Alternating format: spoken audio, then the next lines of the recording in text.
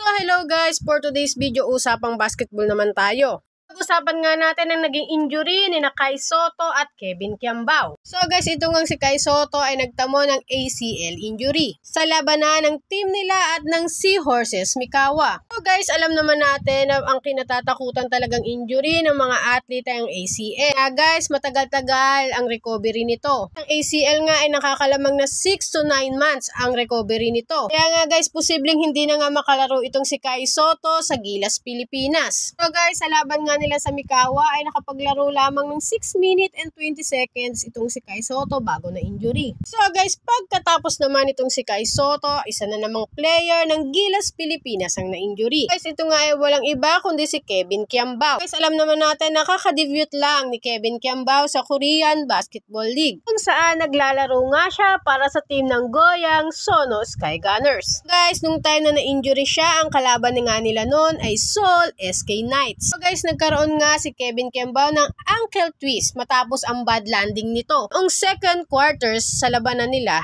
laban sa Seoul SK Knights, kung saan ang two-time UAAP MVP ay nakapagtamo lamang ng 6 points. So guys, maganda na nga sana ang ipinapakita ni Kiambao, kaya nga lang guys, yun nga, na-injury siya, kaya naputol ang kanyang magandang laro. Kaya nga guys, sa 7 minutes na paglalaro niya, siya ay nakakuha ng 6 point at 1 rebound. So guys, hanggang dito na nga muna ang video na to. Sana ay nagustuhan nyo. So guys, huwag nyo na rin kalimutan mag-subscribe dito sa aking channel para i-update ko kayo sa mga nangyayari sa basketball at volleyball.